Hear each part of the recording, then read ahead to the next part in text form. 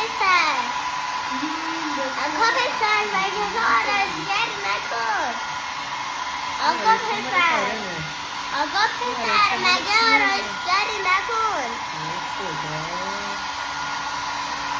پسر آرایشگر نیستن که پسرها آرایشگر میشن ولی شما نه. چرا؟ شما باید یه دکتر بشی نه. یه مهندس بشی.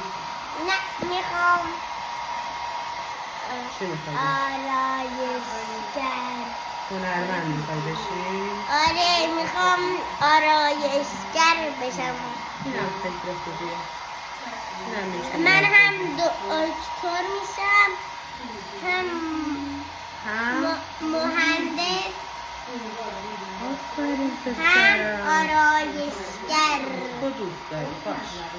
به چند وقت دیگه اینجا پرسنل آقا و خانم با هم کار میکنن.